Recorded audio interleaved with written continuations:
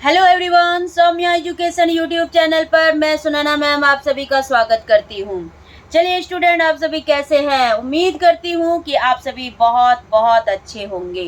तो आज स्टूडेंट हम लोग जो है क्लास 6 के किसको देख रहे हैं, यानी कि सोशल स्टडीज़ में हम लोग देख रहे हैं सिविक्स के टॉपिक को। और आज हम लोग चैप्टर 1 देख रहे हैं, विविधता की समझ, यानी कि अंडरस्टैंडिंग ऑफ डाइवर्सिटी। तो सबसे पहले आप सभी ये चैप्टर पढ़ने से पहले जो है हमारे सौम्या एजुकेशन यूट्यूब चैनल को सब्सक्राइब जरूर कर ले और बेल आइकन दबा दें। तो आज स्टूडेंट मैं आपको बताना चाहूँगी कि आप सभी जो भी बच्चे सीटेट की तैयारी करना चाहते हैं या स्टेट की तैयारी करना चाहते हैं या अभी बीएड और डीएलएड से संबंधित तैयारियां एंट्रेंस की करना चाहते हैं या फिर आप कोर्स पेपर की तैयारी करना चाहते हैं, तो आप हमारे इस स्क्रीन के नंबर पर कॉल कर सकते हैं, जिससे कि आपको जो है बात हो जाएगी। और साथ ही आप सभी में से अगर कंप्यूटर पर प्रैक्टिस सेट की अगर आपको ज़रूरत हो तो आप हमारे संस्थान से संपर्क कर सकते हैं। तो यहाँ पर ऑनलाइन क्लास के साथ साथ ऑनलाइन टेस्ट की भी सुविधा है। तो इसलिए चलिए हम लोग ये जानकारी को देखते हुए आगे कॉन्सेप्ट की ओर चले। तो आज हम लोग देखेंगे विविधता की समझ। तो विविधता की समझ में हम बच्चे पढ़ेंगे कि हम सभी जानते हैं हम एक मनुष्य हैं और मनुष्य होने के नाते हम सभी एक दूसरे से क्या है भाई, बिल्कुल अलग अलग हैं। ठीक है, हम रंग के आधार पर, जाति के आधार पर, गरीबी अमीरी के आधार पर, कद काठी और शारीरिक बनावट के आधार पर हम सभी अलग अलग हैं, यानी कि हर मानव एक दूसरे से क्या है, अलग होते हैं। इस प्रकार के अंतर को ही हम क्या बोलते हैं, विविधता बोलते हैं, यानी कि ये विविधता व्यक्तिगत विविधता कहलाती है।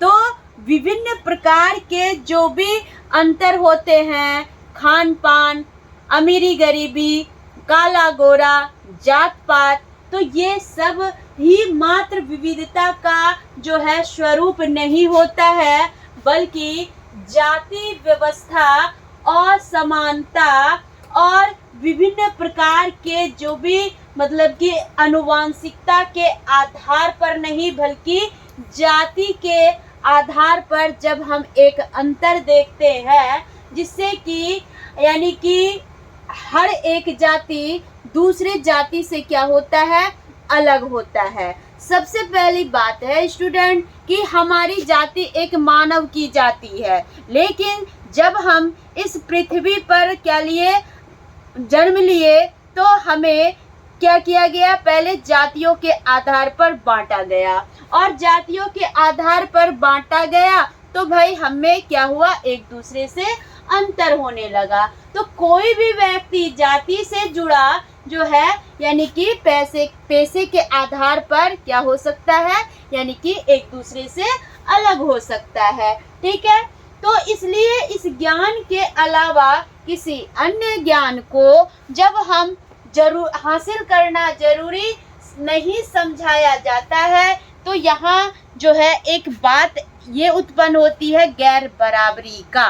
कहने का तात्पर्य है कि जब एक व्यक्ति जाति के आधार पर, पैसे के आधार पर, विभिन्न प्रकार के गरीबी अमीरी या रंग रूप के आधार पर जब हम क्या करते हैं, एक दूसरे से भिन्नता पाई जाती है, तो ये भिन्नता जो है एक गैर बराबरी की समस्या क्या करती है, पैदा करती है। ठीक है, चलिए अब हम यहाँ देखेंगे कि जब भी हम विविधता बच्चे देखेंगे तो किसकी विविधता देखेंगे, तो अपने भारत की, देश की विविधता देखेंगे। तो भारत जो है विविधताओं का देश है, अनेकताओं का देश है, क्योंकि यहाँ अलग अलग जात पात, भाषा भाषी के लोग जो है क्या करते हैं, निवास करते हैं। यहाँ की सभ्यता और संस्कृति अनूठी है, इसलिए भारत देश की जो है वो विविधताओं का देश माना जाता है। ठीक है, यहाँ लोग जो है विभिन्न प्रकार के अलग प्रकार के खाना खाते हैं, जैसे कि पंजाब में मक्के की रोटी और जो है साग खाया जाता है, बंगाल में मछली चावल खाया जाता है। ठीक है, गुजराती इडली और ढोकला वगैरह खाते हैं। ठीक है, उसी तरह जो है अलग अलग राज्यों के जो लोग होते हैं, हमारे भारत देश के अलग अलग राज्यों के लोग अलग अलग भोजन को ग्रहण करते हैं। अलग अलग भाई फेस्टिवल्स मनाते हैं, त्योहार मनाते हैं और अलग अलग धर्मों का पालन करते हैं। तो ये सारी अंतरों के आधार पर हम भारत को विविधताओं का देश कह सकते हैं। चलिए अब हम बात करते हैं कि 250 वर्ष पहले क्या था भाई, जब रेल, हवाई जहाज, बस और कार हमारे जीवन का हिस्सा नहीं था।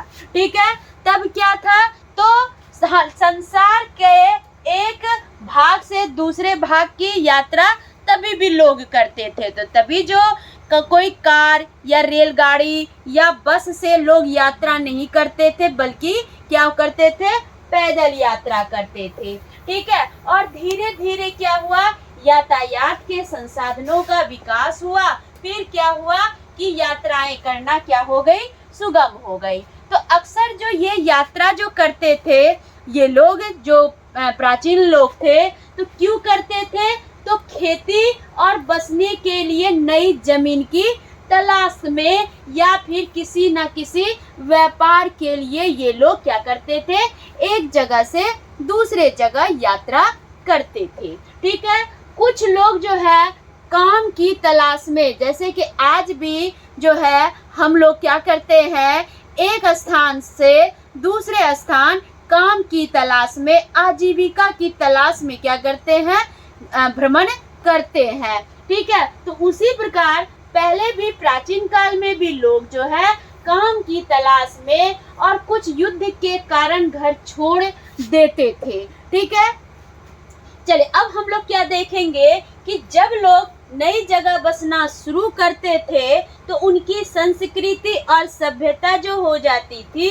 वो उनका क्या होता था, कम्युनिकेशन होता था, उनका आदान प्रदान होता था। जैसे कि बिहारी अगर बंगाल चले जाए और बंगाली अगर बिहार आ जाए, तो दोनों के जो मतलब भाषा, खान पान, पहनावा ओढ़ावा, रीति रिवाज यानी कि सभ्यता और संस्कृति का आदान प्रदान होने के कारण दोनों के व्यवहार में परिवर्तन हो जाते हैं। ठीक है, तो इससे क्या होता है, एक मिश्रित संस्कृति का निर्माण होता है। एक मिश्रित संस्कृति इससे क्या होती है, उभरती है। ठीक है, और हम यहाँ ये भी जानेंगे कि ये मिश्रित संस्कृति जो है हमारे भारत देश को विविधता के आधार पर क्या करती है, एक पहचान दिलाती है। चलिए अब हम इन भारत देशों में से एक मतलब कि जानेंगे लद्दाख के बारे में। ठीक है, तो लद्दाख के बारे में तो देखिए लद्दाख का क्या है, आपको हम फिगर दिखाए हैं। बहुत ही देखने में यहाँ का जो प्राकृतिक नज़ारा होता है ये बहुत ही सुंदर होता है। ठीक है, तो जम्मू और कश्मीर के पूर्व में पहाड़ियों में बसा एक रेगिस्तान इलाका है, जिनका नाम है भाई क्या, यानी कि शीत मरुस्थल। शीत यानी कि यहाँ बर्फ की चादरें बिछी हुई होती है, इसलिए लद्दाख को हम शीत मरुस्थल के नाम से भी जाना जाता है। ठीक है, चलिए अब हम यहाँ थोड़ी सी लद्दाख के बारे में और भी आपको कुछ बताना चाहेंगे। ठीक है, तो यहाँ हम बच्चे देखेंगे कि यहाँ के लोग जो है खास करके क्या करते हैं, बकरी पालते हैं। ठीक है, ये बकरी से जो ऊन प्राप्त होती है उसे हम क्या कहते हैं, पश्मीना ऊन कहते हैं। तो इस बकरी से कौन सा ऊन मिलता है, पश्मीना ऊन मिलता है। और ये जो ऊन होते हैं काफी कीमती होते हैं। 6 बाल के बराबर एक ऊन की क्या होती है, यानी कि एक ऊन होता है। ठीक है, इसलिए पश्मीना शॉल जो है ये बहुत ही महंगी होती है। एक शॉल को बनाने में क्या होते हैं, 250 जो है दिन लग जाते हैं। ठीक है, चलिए अब दूसरी बात क्या देखेंगे कि मुख्यतया कश्मीर में ही पश्मीना शालें क्या होती है भाई, बनाई जाती है, बुनी जाती है। तो इसलिए ये देखिए कि कितनी सुंदर सुंदर शालें हैं, ठीक है, जो कि पश्मीना शॉल के नाम से जानी जाती है। ठीक है, चलिए आगे बढ़ते हैं हम लोग अगले टॉपिक की ओर। तो अब हम यहाँ क्या देखेंगे कि लद्दाख के जो लोग होते हैं ये लोग जो है बकरी पालते हैं, कुछ जो है गाय पालते हैं, भैंस पालते हैं। क्यों भाई, तो बकरी तो ऊन के लिए पालते हैं, गाय भैंस ऊंट ये सभी जो है किसके लिए पालते हैं, तो ये सभी किसके लिए, दूध के लिए। किसके लिए भाई, दूध के लिए पालते हैं। ठीक है, चलिए अब हम यहाँ स्टूडेंट देखेंगे कि ये जो लद्दाख है, तो ये लद्दाख में हम यहाँ देखेंगे कि लद्दाख के जो परिवार होते हैं ये अपने पोषण के लिए, अपने भोजन के लिए पूर्ण रूपेण क्या होते हैं, प्राकृतिक चीजों पर क्या रहते हैं, निर्भर रहते हैं। ठीक है, ऐसी स्थिति में ये जो है विभिन्न प्रकार के जानवरों से प्राप्त जो है क्या करते हैं, यानी कि वस्तुओं को भी पहनते हैं और साथ साथ जो है वो जानवरों से प्राप्त भोजन जैसे कि दूध, मक्खन ये सारी चीजें क्या करते हैं, प्राप्त करते हैं। और जिनसे क्या होती है कि ये उनसे मांस वगैरह भी क्या करते हैं, प्राप्त करते हैं। तो एक ही परिवार के पास कुछ गाय और कुछ बकरी और कुछ याक भी होते हैं। ठीक है, दूसरी बात हम क्या जानेंगे कि लद्दाख व्यापार के लिए एक अच्छा मतलब कि रास्ता माना गया है। कहने का तात्पर्य है कि लद्दाख जो है बिजनेस के पर्पज से जो है बहुत ही अच्छा माना जाता है। क्यों भाई, क्योंकि यहाँ कई घाटियाँ पाई जाती है जिनसे क्या गुजर कर, कई घाटियों से गुजर कर मध्य एशिया के काफिले उस इलाके में पहुँचते थे जिसे कि आज तिब्बत का नाम दिया जाता है। तो आज हम तिब्बत किसे कहेंगे, तो तिब्बत यानी कि लद्दाख को ही क्या किया जाता था, कहा जाता। लद्दाख से गुजरकर जो है मध्य एशिया के जो काफिले आते थे, ठीक है, और उसे आज क्या कहा गया, तो तिब्बत कहा गया। चलिए आगे बढ़ते हैं अगले कॉन्सेप्ट में। अब हम यहाँ स्टूडेंट जानेंगे कि लद्दाख के रास्ते से ही बौद्ध धर्म जो है कहाँ पहुँचा, तिब्बत पहुँचा। कहाँ, तो कहेगा कि लद्दाख के रास्ते से कौन सा धर्म जो है तिब्बत पहुँचा, तो हम बोलेंगे बौद्ध धर्म। लद्दाख को छोटा तिब्बत के नाम से भी जाना जाता है। ठीक है, लद्दाख को छोटा तिब्बत के नाम से भी जाना जाता है। तो 400 साल पहले यहाँ पर लोगों का इस्लाम धर्म से क्या हुआ, परिचय हुआ। ठीक है, और यहाँ अच्छी खासी संख्या में मुसलमान भी क्या होने लगे, बसने लगे, रहने लगे। तिब्बत का जो ग्रंथ का नाम है केसर सागा। तिब्बती के ग्रंथ का क्या नाम है, केसर सागा, जो कि लद्दाख में क्या है, काफी प्रचलित है। ठीक है, उसके स्थानीय रूप को मुसलमान और बौद्ध दोनों लोग क्या होते हैं, काफी मानते हैं। और ये स्थानीय रूप को मुस्लिम और बौद्ध दोनों ही लोग क्या करते हैं, गाना के रूप में गाते हैं और उस पर नाटक भी खेलते हैं। यानी कि कहिए कि केसर सागा के धुन पर जो है मुसलमान, लद्दाख में रहने वाले मुसलमान और लद्दाख में रहने वाले बौद्ध धर्म के लोग जो हैं केसर सागा पर क्या करते हैं, गाना गाते हैं और नाटक भी खेलते हैं, यानी कि काफी मनोरंजन का आनंद ये लोग केसर सागा से लेते हैं। चलिए अब हम लोग जानते हैं केरल के बारे में। ठीक है, केरल जो है भारत के दक्षिण पश्चिम कोने में बसा हुआ एक राज्य है। ठीक है, अब यहाँ पे देखिए कि केरल में आप देख रहे हैं कि नारियल के पेड़ों की मौजूदगी क्या है, सबसे अधिक है। तो इसलिए यहाँ पर केरला में नारियल और टेपियोका, ठीक है, ये प्रचुर मात्रा में पाया जाता है। टेपियोका से ही साबूदाना बनाए जाते हैं। ठीक है, इसे यह जमीन के अंदर होता है, इसको उबालकर खाया जाता है। ठीक है, चलिए अब हम लोग अगले कॉन्सेप्ट में हम देखेंगे कि यहाँ यानी कि केरल जो है एक तरफ समुद्र से घिरा हुआ है तो दूसरी तरफ पहाड़ियों से घिरा हुआ है। ठीक है, दूसरा है कि इन पहाड़ियों पर अलग अलग प्रकार के मसाले जैसे कि काली मिर्च, लौंग, इलायची इत्यादि जो है पाए जाते हैं। साथ ही हम क्या देखेंगे बच्चे कि सबसे पहले अरबी और यहूदी व्यापारी केरल आए। सबसे पहले केरल कौन आए?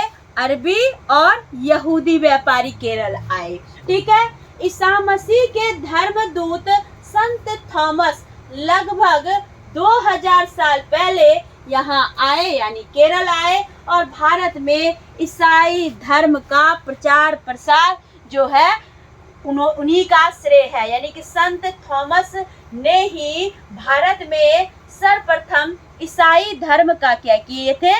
प्रचार प्रसार किए थे। ठीक है, यहाँ तक आप सभी को समझ में बिल्कुल आ गई होगी। अब हम लोग यहाँ जानेंगे कि इब्न बतूता जो करीब 700 साल पहले यहाँ आए और अपने यात्रा वृतांत में मुसलमानों के जीवन का विवरण किया। तो यहाँ अगर प्रश्न पूछे कि मुसलमानों के जीवन का विवरण किसके द्वारा किया गया तो बोलेंगे इब्न बतूता के द्वारा। ठीक है, चलिए अब है कि वास्को डिगामा, ये है वास्को डिगामा। ठीक है, वास्को डिगामा जो कि 1498 ईस्वी में पानी के जहाज से यहाँ पहुंचे यानी इंडिया पहुंचे। इंडिया में कहा? वो भी केरल। और तो पुर्तगालियों ने यूरोप से भारत तक का समुद्री रास्ता जाना कि भाई समुद्र यानी कि समुद्र से होते हुए भी क्या किया जा सकता है यानी यूरोप से भारत जाया जा सकता है। ठीक है, चलिए अब हम लोग आगे देखेंगे कि इन सभी ऐतिहासिक प्रभाव के कारण केरल के लोग अलग अलग धर्मों का पालन करते थे। यानी कोई ईसाई धर्म, मुस्लिम धर्म, ठीक है, उसके बाद आपका क्या कहते हैं हिंदू धर्म। तो ये अलग अलग धर्म जो है केरल के लोग पालन करते थे, जिसमें कि यहूदी जो थे वो इस्लाम, ईसाई, हिंदू, बौद्ध धर्म ये सारे क्या थे? शामिल थे। दूसरी बात क्या देखेंगे कि चीन के व्यापारी केरल आए और यहाँ पर मछली पकड़ने के लिए जो जाल इस्तेमाल किया जाता था उस जाल को चीनी जाल से हूबहू वो जाल मिलता था और उस जाल को का नाम था चीनी वाला। उस जाल का क्या नाम था? चीनी वाला नाम था। ठीक है, चीनी लोग जो थे तलने के लिए, मछली तलने के लिए जो बर्तन का इस्तेमाल करते थे उसे हम चीना चट्टी कहते हैं। क्या कहते हैं? चीना चट्टी कहते हैं। ठीक है, यहाँ चीनी चट्टी है, कई कई चीनी चट्टी, चीना चट्टी देख लीजिएगा। ठीक है, चलिए आगे बढ़ेंगे हम लोग। अगला कॉन्सेप्ट देखेंगे कि यहाँ की जो प्रमुख खेती है यानी केरल की प्रमुख खेती जो है वो क्या है? चावल है। ठीक है, यहाँ के लोग सबसे ज्यादा चावल की खेती करना पसंद करते हैं। यहाँ के लोग जो है भोजन में मछली, सब्जी और चावल खाना क्या करते हैं? पसंद करते हैं। ये दोनों क्षेत्रों को यानी चीन और अरब से आने वाले व्यापारियों ने प्रभावित किया, यानी कि कहने का तात्पर्य है कि यहाँ का जो भोजन है और यानी कि मछली, सब्जी और चावल, यहाँ दोनों क्षेत्रों से यानी चीन से आने वाले और अरब से आने वाले व्यापारियों को ये चीज क्या किया, प्रभावित किया। ठीक है, अब यहाँ हम स्टूडेंट देखेंगे कि जहाँ केरल की भौगोलिक स्थिति ने मसाले की खेती संभव बनाई, वहीं लद्दाख की विशेष भौगोलिक जो स्थिति है और उन व्यापारियों को अपनी ओर खींचा, यानी कि कहने का तात्पर्य है कि मसालों की खेती से इन सभी की जो है आर्थिक स्थिति क्या होने लगी, सुदृढ़ होने लगी। अब यहाँ हम देखेंगे स्टूडेंट कि किसी भी क्षेत्र के सांस्कृतिक जीवन का जो प्रभाव होता है, उसके इतिहास और भूगोल से प्रायः गहरा संबंध या गहरा रिश्ता होता है।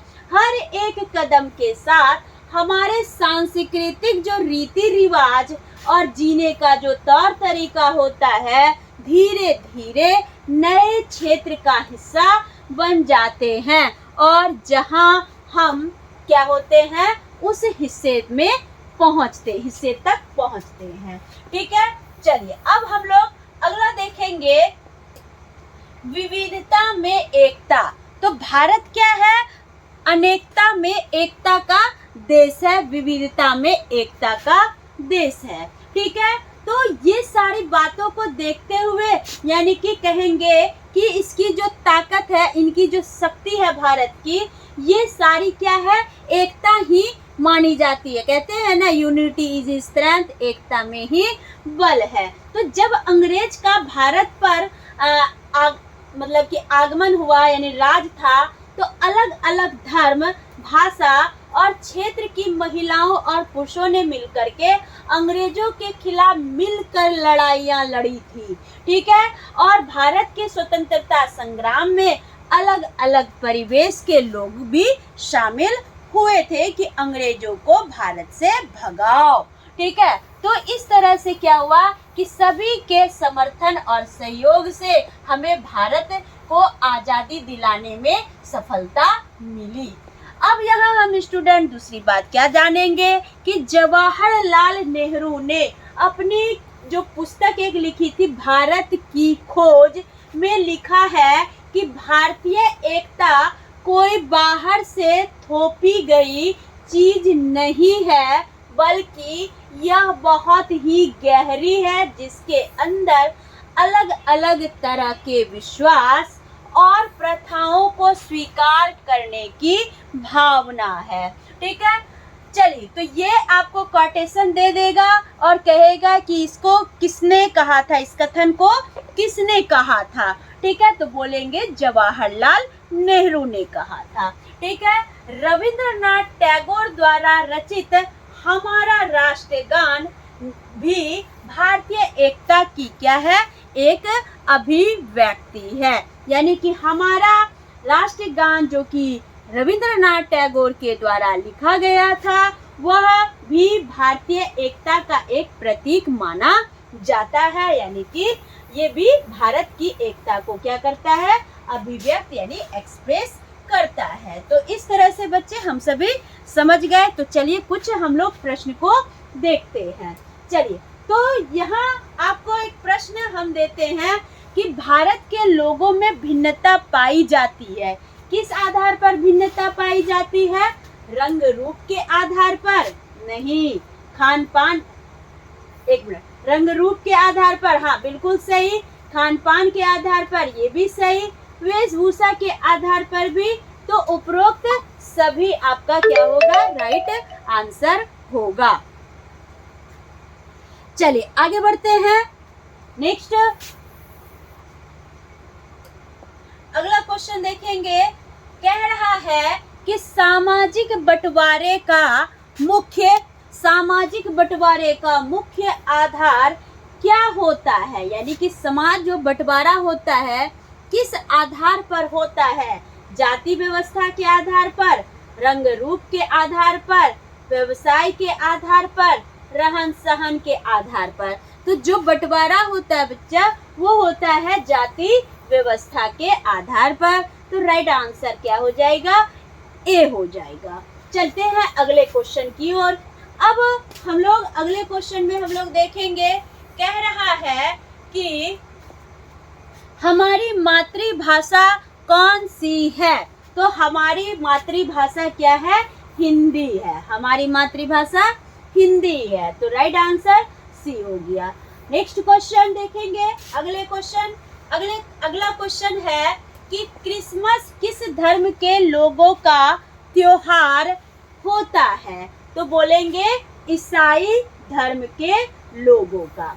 ठीक है, ईसाई धर्म के लोग जो है वो क्रिसमस फेस्टिवल मनाते हैं। चलिए आगे बढ़ते हैं अगले क्वेश्चन की ओर। कह रहा है कि लद्दाख क्षेत्र का धरातल भरा होता है हरियाली से नहीं, बर्फ से, रेत से, दलदल से। तो लद्दाख का जो धरातल है वो बर्फ से क्या है? ढका रहता है, यानी कि बर्फ की रेत, बर्फ की चादर बिछी हुई होती है, इसलिए लद्दाख को शीत मरुस्थल भी कहा जाता है। ठीक है, तो राइट आंसर क्या हो गया? B is right answer. अगला क्वेश्चन देखेंगे भाई। नेक्स्ट क्वेश्चन है कि लद्दाख को कहा जाता है छोटा तिब्बत, छोटा भारत, छोटा कश्मीर और छोटा स्वर्ग। तो लद्दाख को भी जस्ट आपने पढ़ा, लद्दाख को कहा जाता है छोटा तिब्बत। राइट आंसर क्या हो गया? ए हो गया। अगला क्वेश्चन देखेंगे। नेक्स्ट क्वेश्चन कह रहा है कि लद्दाख के रास्ते कौन सा धर्म चीन पहुंचा? ठीक है, तो लद्दाख के रास्ते कौन सा धर्म चीन पहुंचा? तो हम बोलेंगे बौद्ध धर्म। ठीक है, चलिए आगे बढ़ते हैं। तो राइट आंसर बी हो गया। नेक्स्ट क्वेश्चन देखेंगे अब। केसर सागा जो लद्दाख में काफी प्रचलित है क्या है? तिब्बत का एक ग्रंथ है, तिब्बत का एक राजा नहीं है, तिब्बत का एक त्योहार नहीं है, तिब्बत का एक विद्वान नहीं है। क्या है? तो तिब्बत का एक ग्रंथ है केसर सागा। ठीक है, चलिए राइट आंसर ए हो गया। अगला क्वेश्चन देखेंगे। नेक्स्ट क्वेश्चन, केरल भारत के किस कोने में स्थित है? ठीक है, तो यहाँ हम क्या देखेंगे कि केरल भारत के किस कोने में स्थित है? तो बोलेंगे दक्षिण पश्चिम। चलिए आगे बढ़ते हैं। नेक्स्ट क्वेश्चन, अगला क्वेश्चन देखेंगे। कह रहा केरल किस फसल के उत्पादन के लिए प्रसिद्ध है? गेहूं, मक्का, गन्ना, मसाले के लिए क्या है? केरल प्रसिद्ध है। अगला क्वेश्चन देखेंगे। नेक्स्ट क्वेश्चन, अगला क्वेश्चन कह रहा है कि वास्को डी गामा किस देश का रहने वाला था? तो वास्को डी गामा जो है ये इंग्लैंड का रहने वाला था। ठीक है, चलिए आगे बढ़ते हैं अगले क्वेश्चन में। ओणम का त्योहार किस राज्य में मनाया जाता है? तो ओणम और पोंगल ये सारे जो है केरल में मनाए जाते हैं। ठीक है, चलिए अगला क्वेश्चन देखेंगे। तो राइट आंसर हो गया ए नंबर। नेक्स्ट क्वेश्चन, लद्दाख के लोग किस चीज का व्यापार करते हैं?